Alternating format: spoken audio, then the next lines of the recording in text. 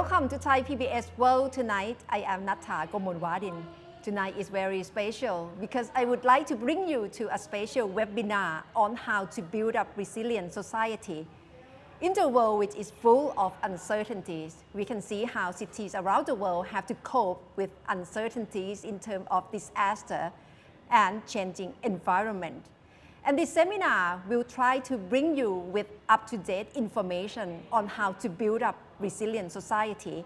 This is a joint partnership of the seminar hosted by IPPD, MIT, ThaiPBS and EIU. I'm very honored to be moderator of this special program. IPPD is very honored to have such an esteemed keynote speaker to be joining us.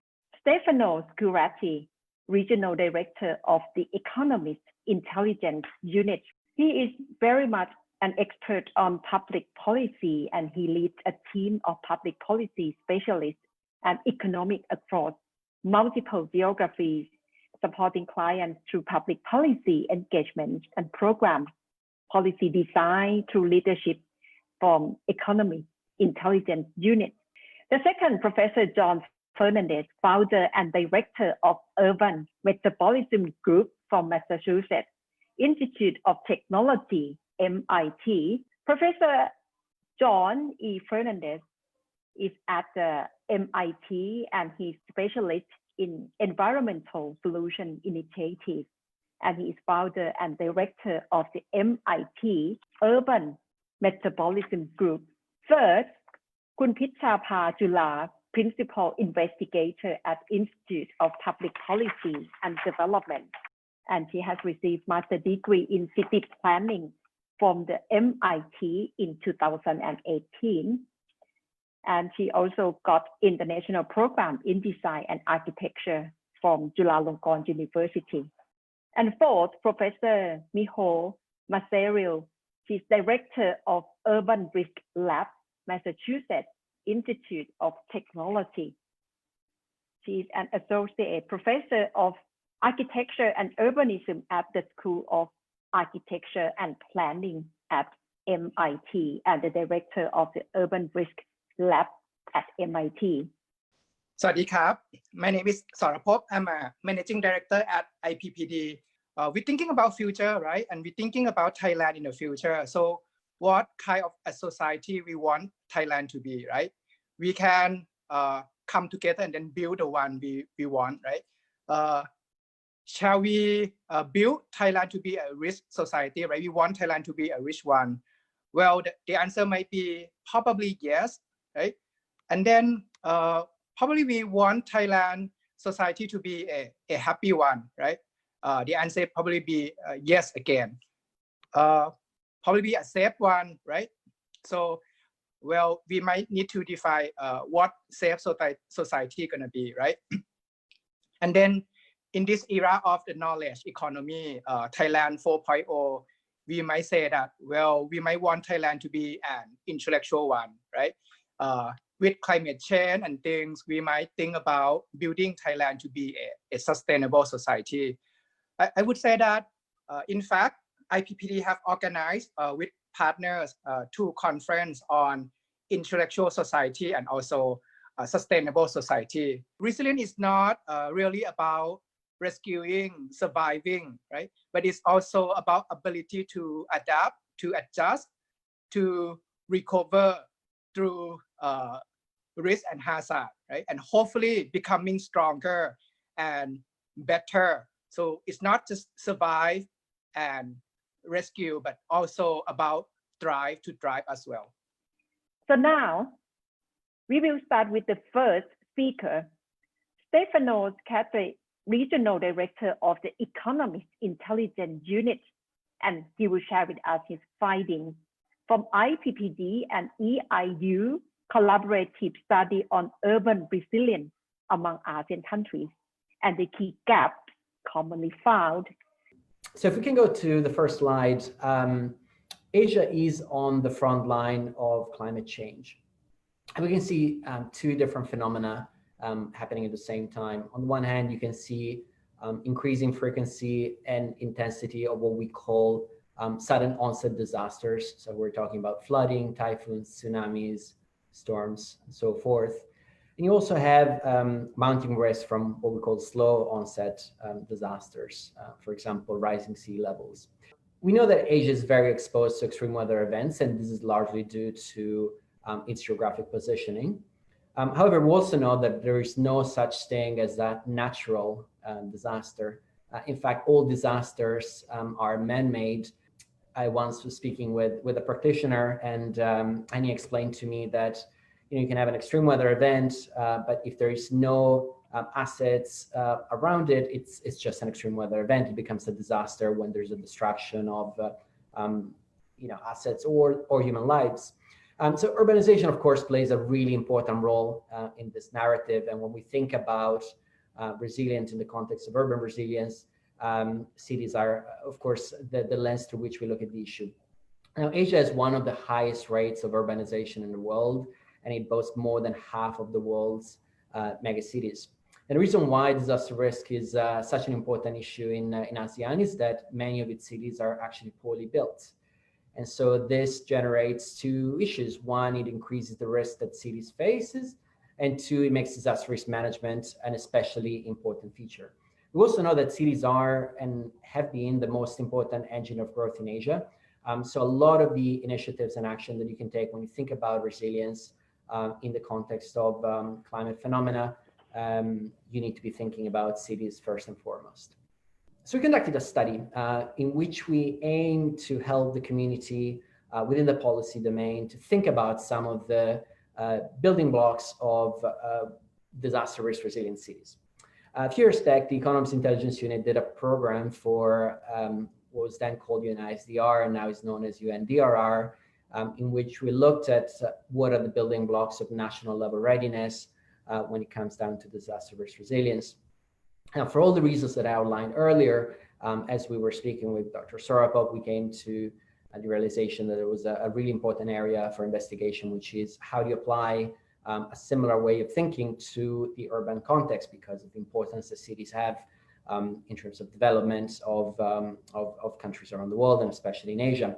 So we developed this study which combines city level resilience scores with qualitative insight from experts. We look at 5 cities in ASEAN, Bangkok, Ho Chi Minh City, Jakarta, Kuala Lumpur, and Singapore. And we assess them across 5 different categories. These 5 categories are broad areas that define the key pillars of good disaster risk management. And these are number 1, the institutional framework, number 2, disaster risk reduction policy, preparedness and response, number 3, economic resilience, number 4, societal resilience, and number 5, resilience of the physical environment. So we took this broad structure and we adapted it to assess individual components of resiliency at the urban level. And so our analysis really aims at identifying development areas for individual cities. So we started covering 5, but also learnings that really apply to all cities in the region. So I'll spend the next few minutes just talking you through what we looked at, and then I'll close the presentation by giving you some high-level findings that cut across all the cities we considered. So the first area that we looked at is what we call the institutional framework. So what we measured here, what we assessed here, are elements such as the existence of dedicated subnational institutions that are responsible for disaster risk management. We looked at the operational effectiveness of these institutions. This is an important learning that will come back in a few minutes. You can have perfect institutions in place, but it's really important that they are actually able to discharge their mandates. So in this case, we look at staffing and the ability that these institutions have to do what they're set up for. Number 3, we look at the support from political leadership. We know that it is absolutely critical in terms of mobilizing investments and facilitating policy reform.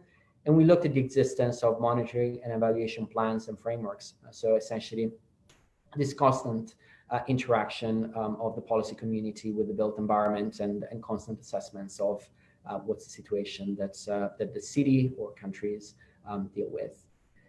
The second area that we looked at is the RR policy, preparedness and response.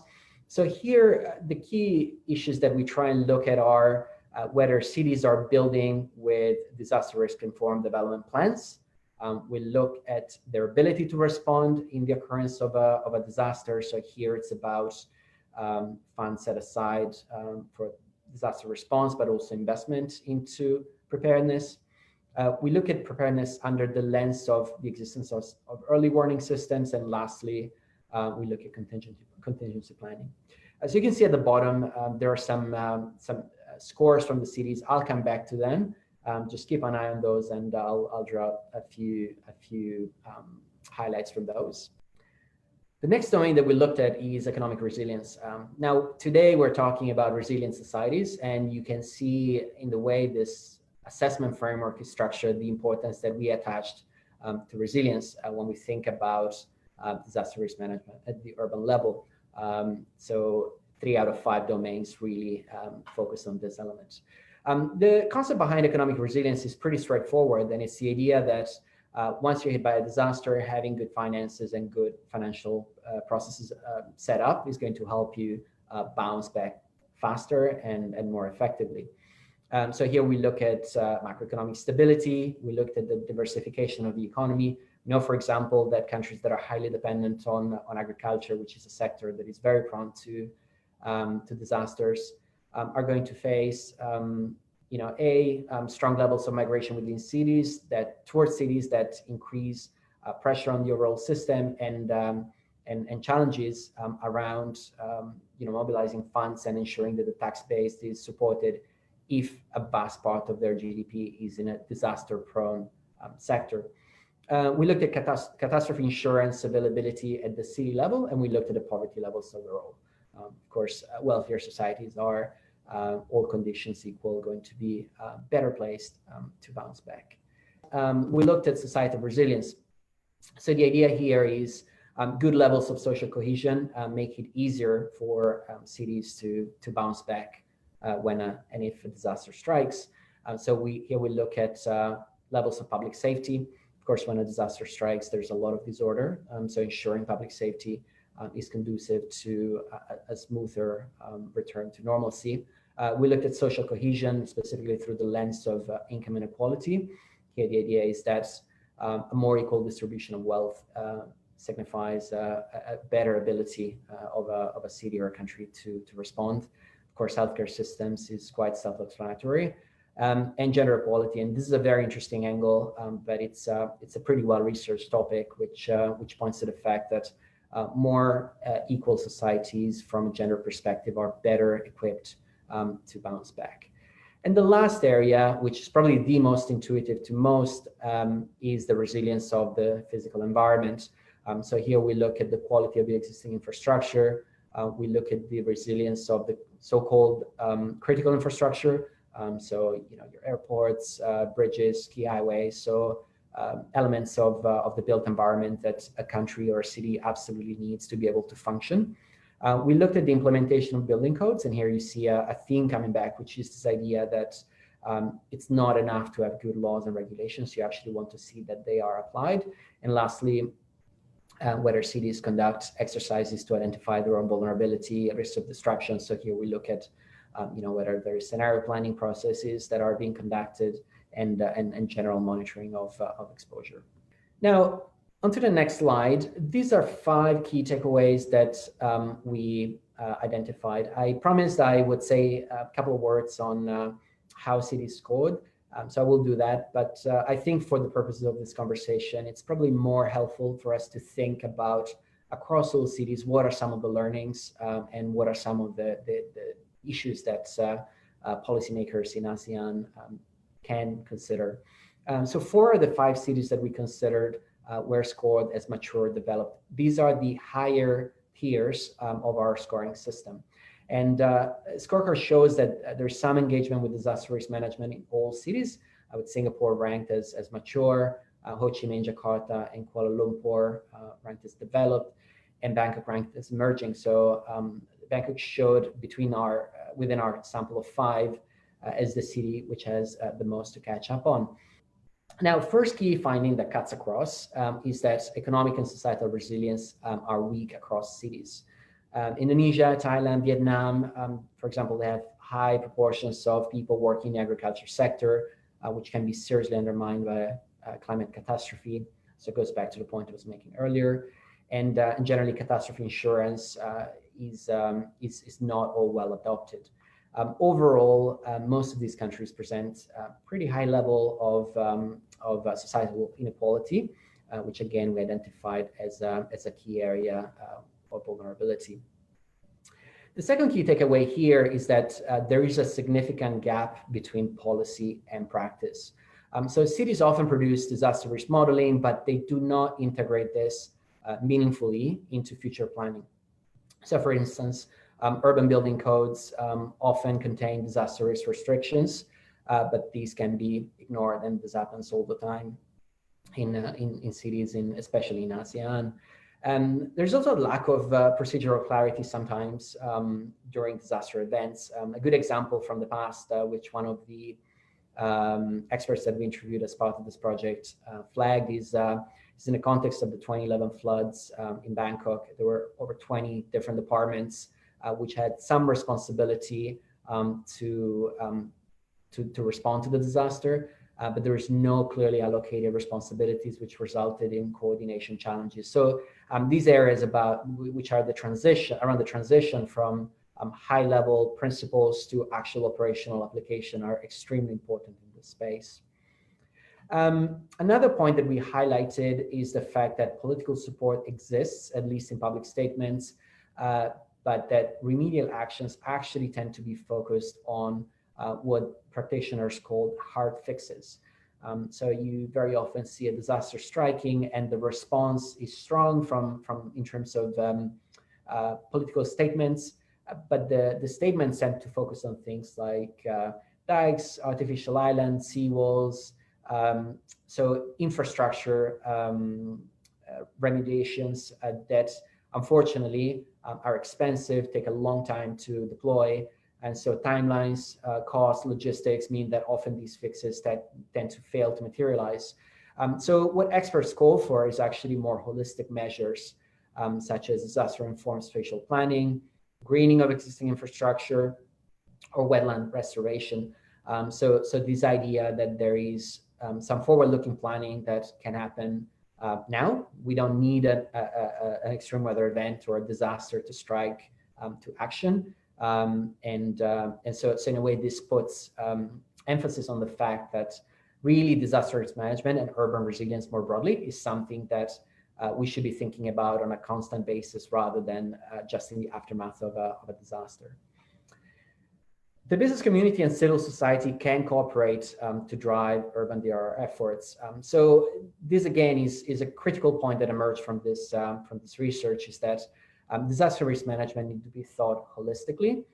So holistically from a time horizons perspective, what can we do today that will put us in a good position tomorrow, but also if something happens, what is the ideal solution to respond to a disaster.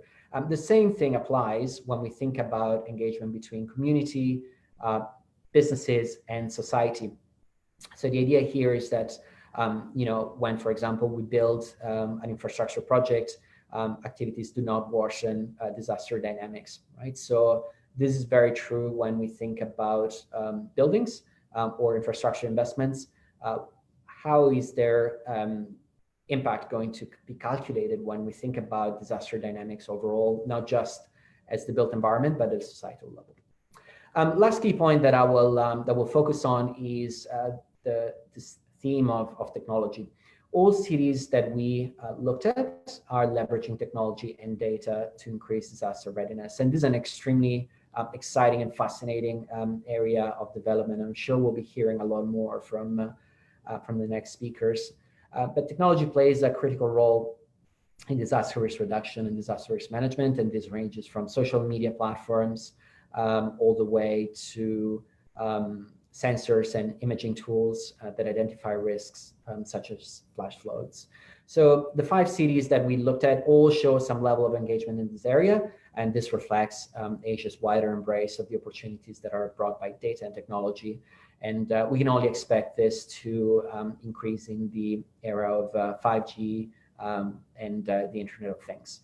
So overall, the piece on technology is one that offers incredible opportunities. It's one where all the cities we looked at were paying very close attention to. I think the key overarching theme that emerged from this research is that these issues must be looked at in a cohesive way, in a systemic way.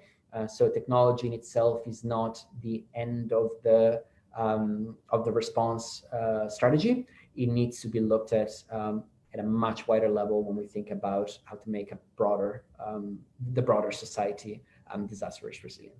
It also shows us that it has to be working in tandem between the government policy or at the top level, and to be working on the ground as well to try to have resilience for the future society. And up next, we are very privileged to have Professor John Fernandez, founder and director of Urban Metabolism Group, UMG, from MIT. He's here to share the importance of urban metabolism and its role towards sustainable urban future. So I'm going to be talking about urban prosperity. And again, Stefano's presentation really keyed up the major themes here, but prosperity under global uncertainty. So the group is called the Urban Metabolism Group because what we do is we assess the resource requirements of cities, and the resources, physical resources, energy, water, food, materials, is the basis for understanding, first of all, how unsustainable a city is. In other words, how resource intensive the city is in terms of the kinds of physical assets that are needed to run the urban economy, but also give us a very good idea about its long-term resilience. So resilience, in the way that we talk about it in my group, is the ability of the city to continue operating under great uncertainty. And the situation that we're in today is that our infrastructure, our supply lines, our systems, our protocols, our procedures, our policies, our governance is all based on the expectation of a stable climate, the expectation of being able to accurately predict large-scale weather events, long-term supply line dynamics, the supply of food from agriculture, the supply of energy. And we are now entering into a period, we are in a period in which instability has to become part of the way in which we think about cities and everything that's required of cities. The particular work that we do has to do with resources, so physical resources. So urban metabolism is a study of the resource requirements of cities. The primary method that we use is to account for those resources, literally to count them as they enter into the city, understand how much is coming into the city and how it's being consumed. And any definition of urban sustainability has to include a rigorous assessment of the physical needs of that city. We know now through this pandemic that very quickly the strains on supply lines for physical resources can become an enormously important challenge. When the expectation of business as usual in terms of supplying those resources, and also the economics behind business as usual is very much strained under great uncertainty. The reality here is that the cities in Asia and Africa are not only going to be at greatest risk from climate change, but they're also going to be playing the central role in addressing climate change through mitigating greenhouse gas emissions, and also serving their populations, their exploding populations, in ways that doesn't lead to massive social strife.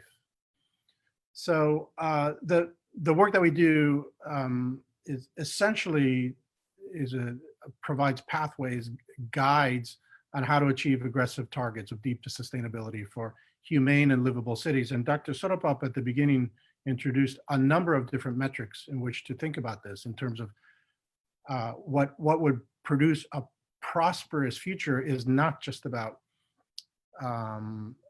the income level of households. It has a lot to do with livability. It has a lot to do with the expectation of being able to plan for the future, not only individually, but as well as households, neighborhoods, and the entire city itself. A little bit of background: in the 20th century, the human species crossed two momentous thresholds. On the left, you see a graph that shows that global society has gone from substantially renewable materials to non-renewable materials in the last few decades. And on the right, we know that now half of the human species now lives in cities. We're an urban world. The challenge is to consider how prosperity can be redefined under climate change. And we know that on a decadal level now, at a decadal timescale, we need to reduce by half our greenhouse gas emissions beginning now. That amounts to a 7% reduction of greenhouse gas emissions annually. It's extraordinarily aggressive reduction in greenhouse gas emissions.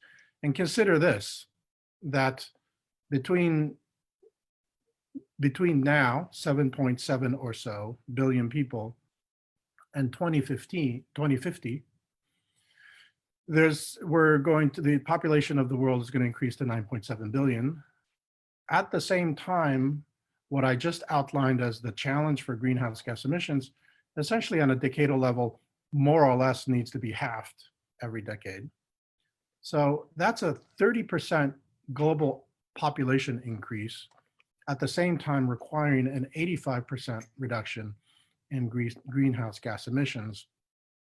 And so how do we translate that into the urban context? So this is a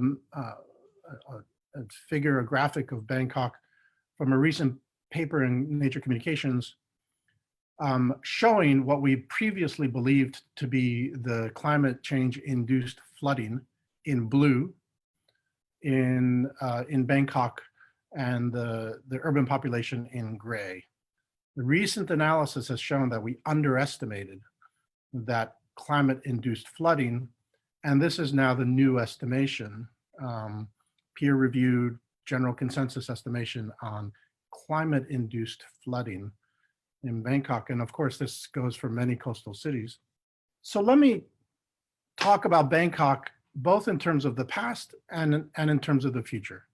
In terms of the past, there are enormously valuable lessons about how societies used to plan for disasters, natural disasters, and develop resilience using the urban form. So in Bangkok, don't have a lot of time to go through this, but in Bangkok, the notion that the city itself would receive the flood waters and manage them under dire conditions.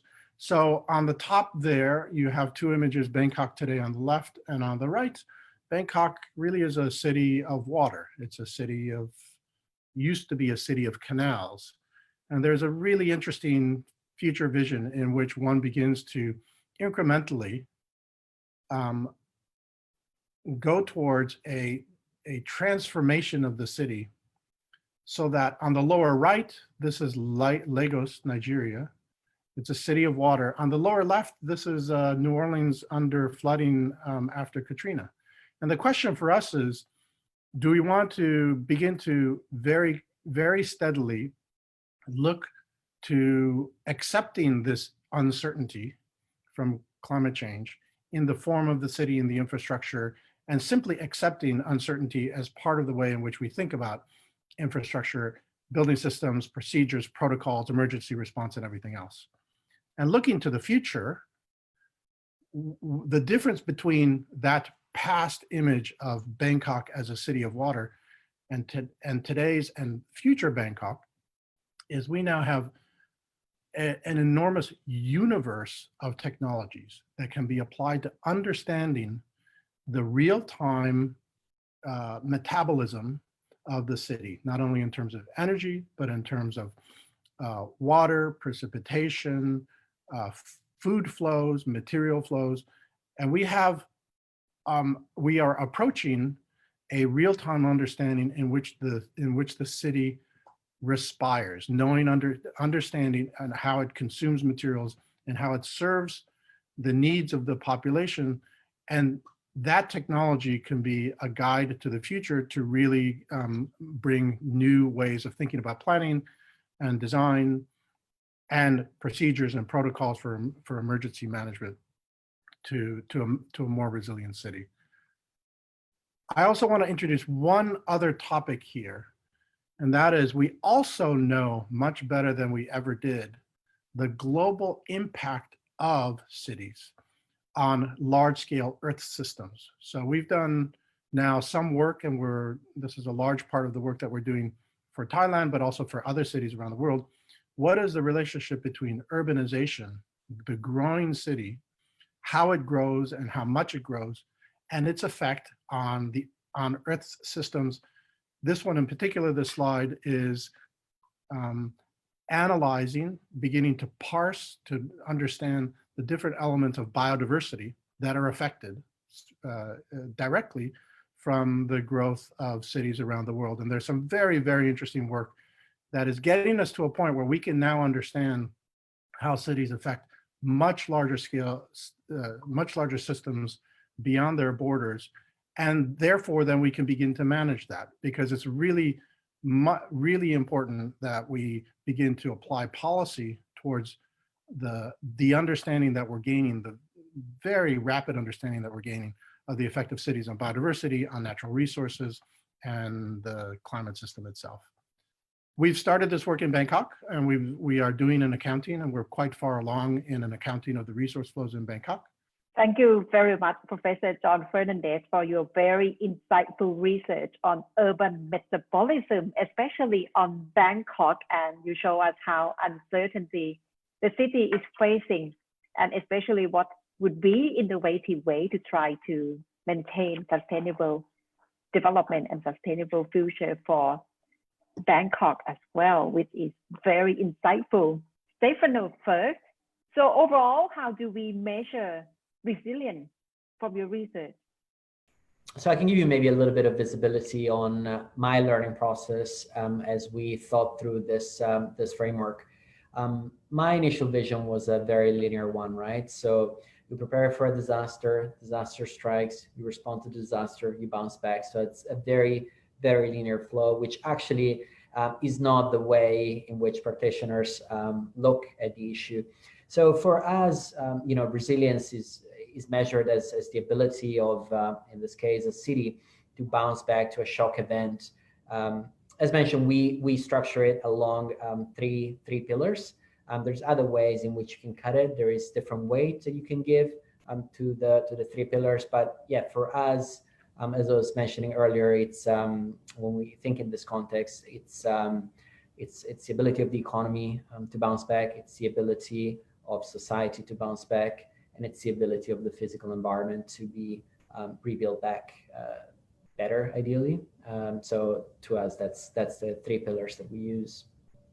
And what would be identifier of the economic impact or societal impact to try to increase resilience of any city?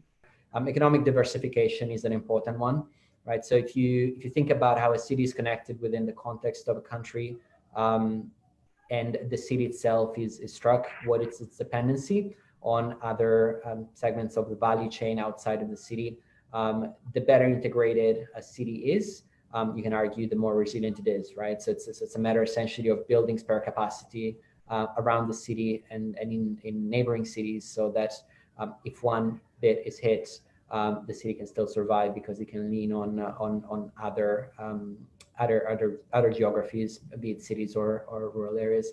A second element that I would look out for is actually a very macro element, which is the overall financial stability of a government.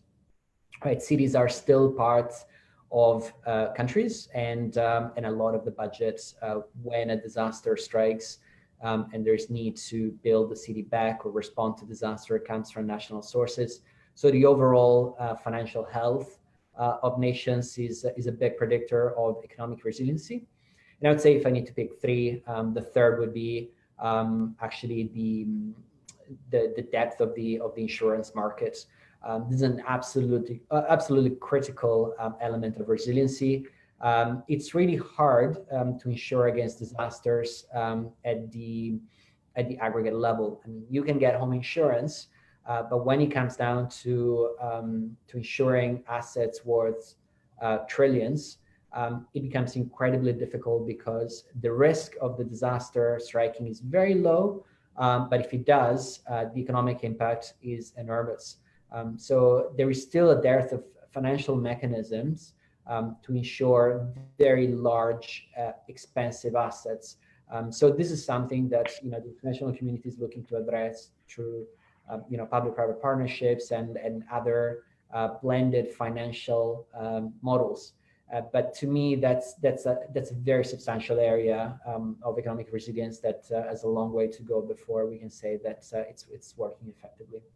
Professor Fernandez, you mentioned that Bangkok shouldn't accept uncertainty. Can you extend your argument on this, and what can Bangkok do more in order to cope with uncertainty? I think we need, at the highest level of our understanding of the era that we're in, we have to make a cognitive shift. We all understand more or less that we have an expectation of a stable climate. And so a superstorm for us today will become a normal event in 15, 20 years, not because it's necessarily, there will be more storms and all that, but that will happen, but that we will simply become, we will expect it. It won't be a surprise. So the cognitive shift that I'm talking about is that disasters, I think Stefano mentioned this in his presentation, disasters are really only disasters when you haven't prepared for them and don't really have the systems in place of every kind, physical and non-physical, to be able to continue operating before, during, and after. And so the expectation of large-scale events, extreme heat events, superstorms, climate-induced flooding should simply become the new normal. That has to be the way in which we think about planning.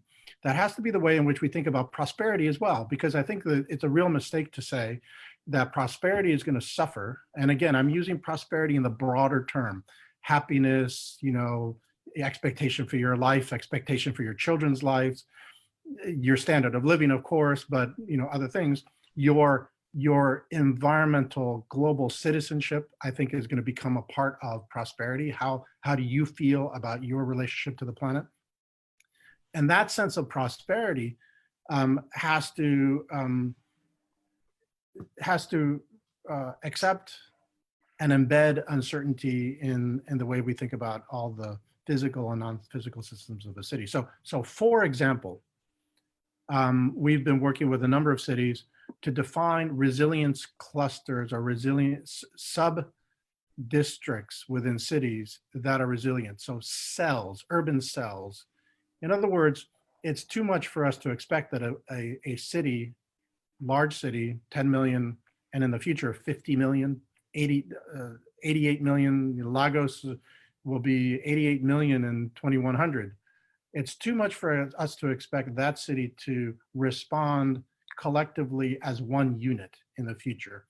It's really much more important for us to think about how might we create subunits within the city that have an embedded resilience at the neighborhood level, at the district level. The issue with that is understanding. So how do you then collect the resources that are needed, store those resources and distribute them within that district? So what kind of electricity storage do you have? What kind of water harvesting? What kind of even food production do you have? And that kind of like cellular resilience in cities, especially when cities are becoming plus 50 million people, that kind of resilience is an important way to think about planning in the future. And so I think the sense that I'm trying to communicate is that uncertainty is simply going to be the certainty of the future. It's simply going to be embedded within the way in which we think about how cities should operate under a whole range of conditions. So overall, do you reckon that we actually, all the population of every country has to prepare in terms of their mindset to deal with uncertainties in the future, not only allocation of enough or sufficient infrastructure, but mindset and to deal with it in Absolutely. subunits? Absolutely, because one of the things, I mean, I'll say that on balance, the physical systems, the infrastructure, even the supply lines, that's going to be the easy part, frankly. You know, we will be able to, with the appropriate amount of investment, plan cities so that they can deal with, so that they can contend with a massive flood event, if that flood event is becoming a regular normal event, right? It will take many decades, lots of investment, but cities will do that. The physical part is actually the easy part. The social and cultural and economic parts of a shift in mindset are the difficult part. And when I say a shift in mindset, that uncertainty should also be considered when we're moving towards greater equity in cities. We cannot decide that we cannot deal with the issues that we have in income equality, housing inequalities, you know, equality in our justice systems, because we have to deal with the physical. We have to make sure that, you know, the city isn't getting flooded. The mindset has to bring along all of those priorities equally and simultaneously, so that at the end of the day, as we're contending with uncertainty in urban situations, that we are heading towards a more humane future, that we're not deciding that, oh, it's really problematic, we have climate change, it's just going to be worse in the future. That's a real mistake, I think. It's got to be that we're always have our eye on a trajectory of developing more humane, more equitable, more physically resilient, safer cities. And again, I think that's the mindset, which is not only, it's challenging, certainly, but I want to also say that it's really exciting. I mean, we're in the 21st century, a century of cities in which we have the opportunity to shift our cities towards a new normal, which is better than our current normal. And I think that's really the goal that I have in mind in my work, and as I work with students, to have that sort of sense that that's what they can contribute. But how do we deal with fundamental in terms of physical readiness or like social infrastructure? Because it doesn't mean that every group of people in society have the same par level to deal with this aspect. Income is the best indicator of your ability to weather an extreme event right now, right? So, you know, the resilience in many cities is tightly correlated to your income level. What I was suggesting before is, in my presentation, is that there are ways to think about the city broadly as part of a larger context, as part of a natural context of flows. Of course, in Bangkok, you know, the water, the hydrological cycle is an extremely important flows, but other flows, food flows, energy flows, in ways that we recover some of what we used to think about in planning cities, so that those systems, those flows can serve the broader population more equitably. I'll give one example. Ancient Roman and Greek planners, there's Vitruvius and other writing, when you read about city planning, there are passages about how to situate a city so that it's situated in a favorable way to the prevailing winds, to be able to clear out the heat of the city in the evening. Now we do that with computational fluid dynamics. But the fact is that, you know, that kind of recovery of sensitivity to the larger dynamics within which cities are situated because we will have to. We're not going to move cities, but we can certainly situate them better into ecosystem services and green and blue carbon mitigation strategies and lots of other things that will overall benefit the population of a city and not favor one population over another. I think that's one major part of. Very insightful discussion on how to build up resilience in society and how we can strengthening working in tandem among different stakeholders in society to build up resilient society. And that brings me to the end of this first episode of special webinar on Thailand Beyond 2020's Build Up Resilient Society.